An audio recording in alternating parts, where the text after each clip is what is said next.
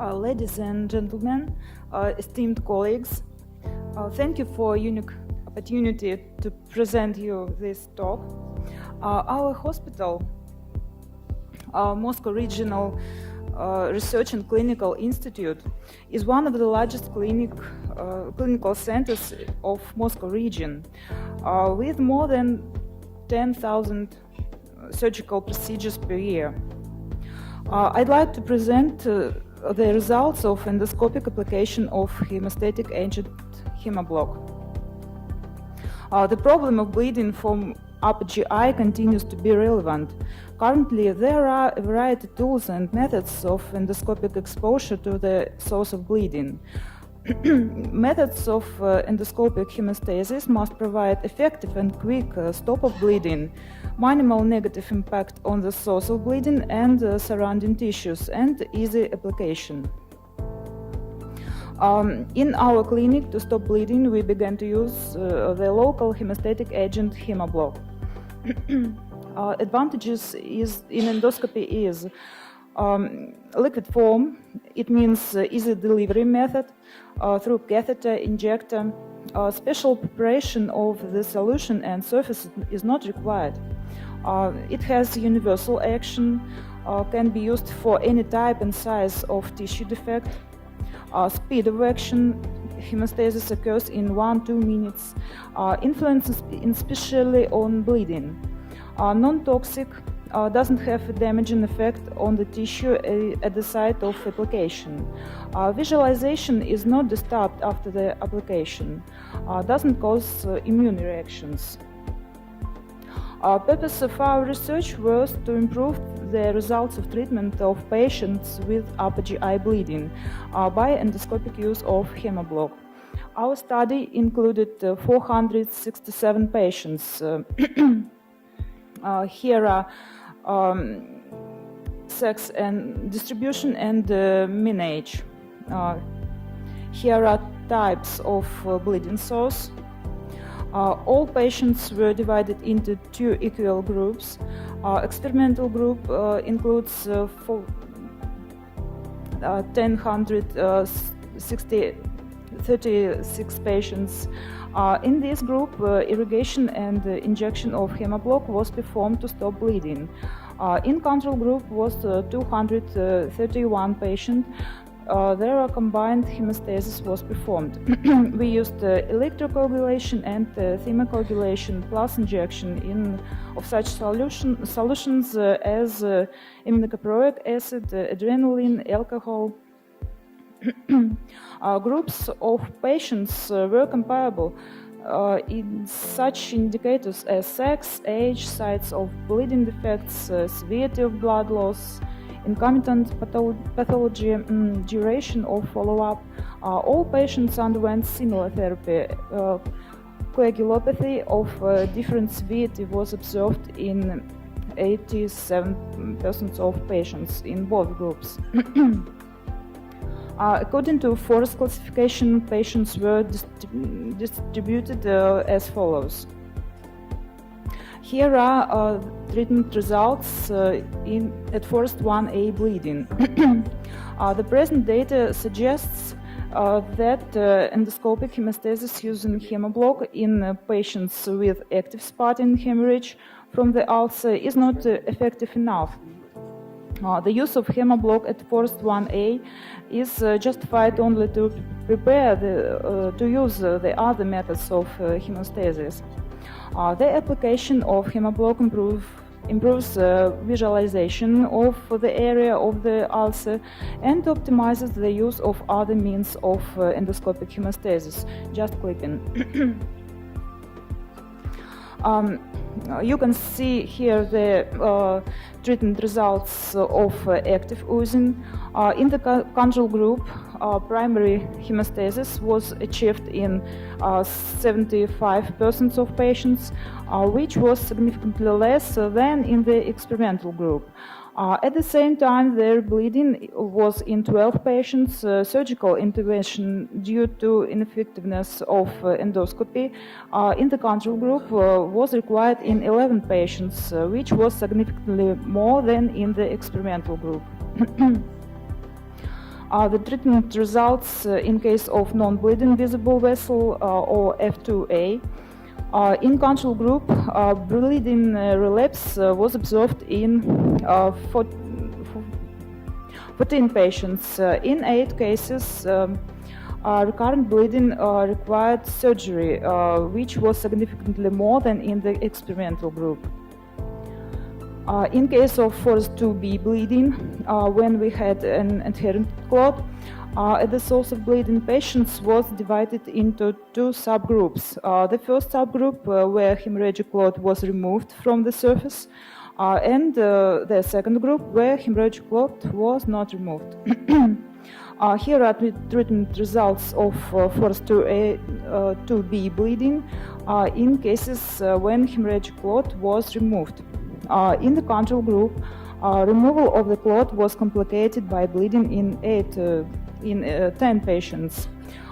Bleeding relapse developed in 10 patients out of 27. 8 patients were operated on, such was significantly more than in the experimental group. The treatment results of Forest 2 bleeding in cases when hemorrhagic clot was not removed. Here it was observed in 20 patients, and 10 patients were operated on, which was significantly more than in the experimental group. In the subgroup of patients who didn't have blood clot removed, the number of rebleeding was significantly higher than in the similar groups where a clot was removed. This demonstrates the need of implementation of the recommendations to remove the blood clot in patients with adherent clot. The application of Haemoblock, if you remove the clot, makes endoscopic intervention more safe and available. In Forest 2C cases, significant differences in the groups were not found. There are overall treatment results. We evaluate the reparative processes at using different methods of hemostasis.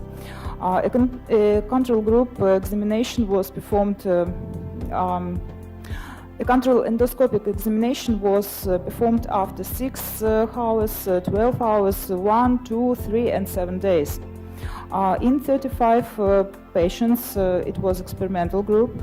Ulcers was irrigated by Haemoblock solution via spray catheter at each control endoscopy. In control group, only visual endoscopic examination was performed. All patients underwent similar therapy.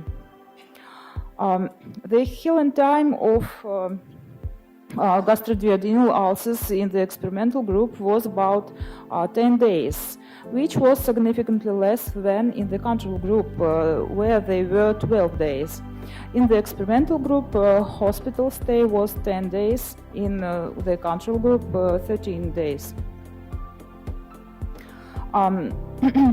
And endoscopic application of Haemoblock is an effective way to achieve hemostasis in capillary bleeding.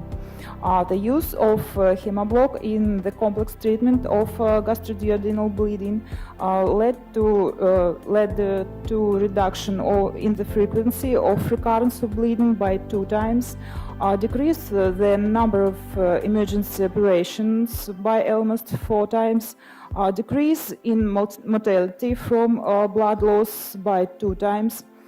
Endoscopic use of Haemoblock in complex treatment of upper GI bleeding reduces ulcer healing and reduces hospital stay. The data obtained allow us to recommend you method of endoscopic application of Haemoblock in complex treatment of ulcer bleeding. And the second part of our research was prevention of bleeding after polypectomy. In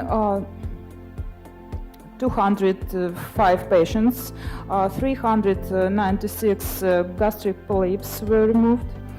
In experimental group was 63 patients, 129 polyps was removed, and control group included 142 patients. 267 polyps was removed. In experimental group, Haemoblock was injected into the base of the stomach polyp before electroextrusion. The bed of removal polyp was irrigated and or injected by solution to prevent and stop the bleeding. In control group, polypectomy was performed with the same methods. If necessary, solutions were used. Injection and electrocoagulation were used to stop bleeding after polypectomy. Here is distribution of patients by sex and age, localization of polyps, the size of removed polyps. Average size was from the size of polyps was from 5 millimeters to over 4 centimeters. The average size in both groups was about 15 millimeters. Here is histological characteristics and their results. In the experimental group, the number of bleeding was significantly less than in the control group. Primary ejection hemostasis was more effective in the experimental group. The final hemostasis was significantly more effective in the experimental group too. In 2 patients of the control group, endoscopic techniques were ineffective, which required surgical intervention. And in conclusion, Haemoblock in the form of injection into the base of gastric polyp before polypectomy provides prevention of bleeding and efficiency of intervention. For early and delayed bleeding from the thermal defect after polypectomy, endoscopic irrigation or injection of Haemoblock allows us to achieve reliable hemostasis. The method doesn't require additional consumables and expensive equipment. Can be used in outpatient settings and in hospitals. All of the above allows us to recommend the use of Haemoblock for hemostasis and prevention of bleeding in the endoscopic removal of stomach polyps and in a wide clinical practice. Also, we used Haemoblock at colon polypectomy. In 68 patients, 209 polyps were removed. In the experimental group was 31 patients, and in control group 37 patients. In experimental group, we used Haemoblock before and after polypectomy. Here is a clinical example. The technique of polypectomy with submucosal injection of Haemoblock.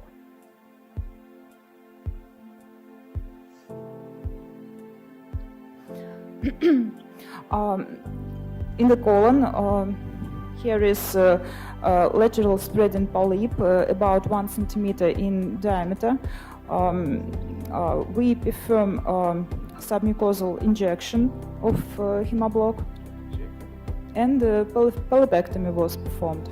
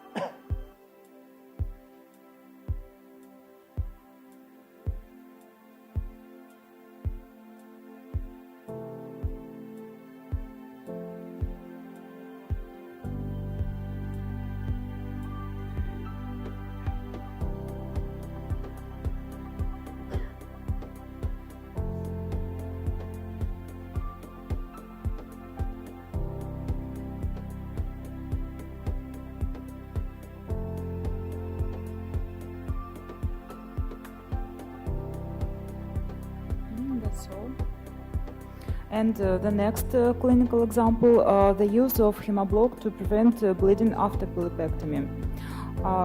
It was a cold loop excision.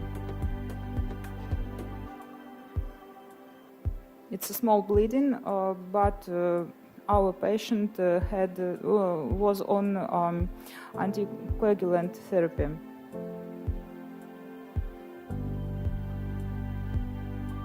We perform injection.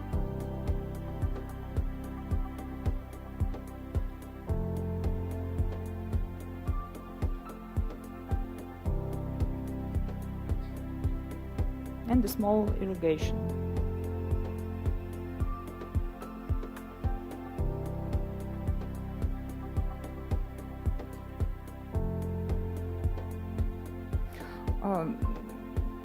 I skip it. Localization, size, types, methods of polypectomy, and the results. In the experimental group, bleeding from the bed of the removed polyp developed in 4 patients, which was significantly less than in patients of the control group.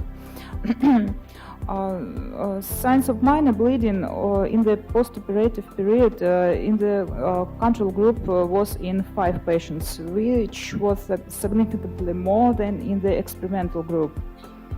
Hemostasis does not require, and we have no relapse of bleeding or surgery intervention. And in conclusion, Haemoblock for submucosal injection in the base of the polyp have an efficiency for intervention.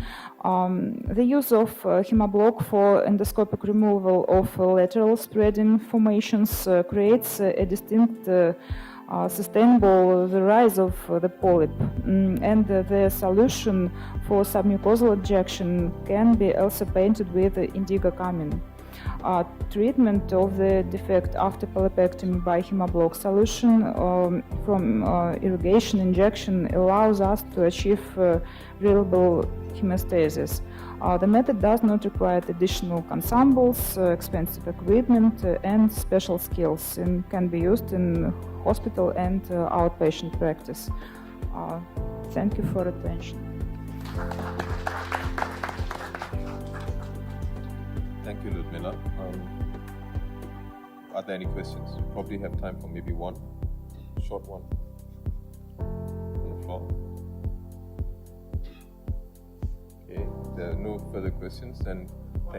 Oh, we do. Yeah, please do. Sorry, didn't see you there.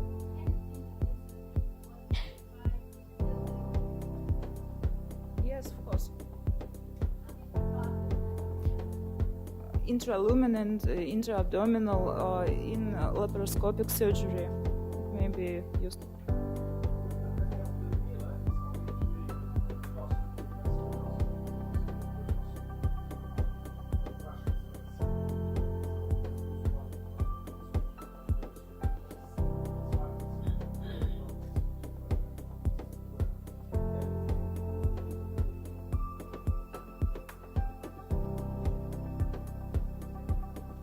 Thank you.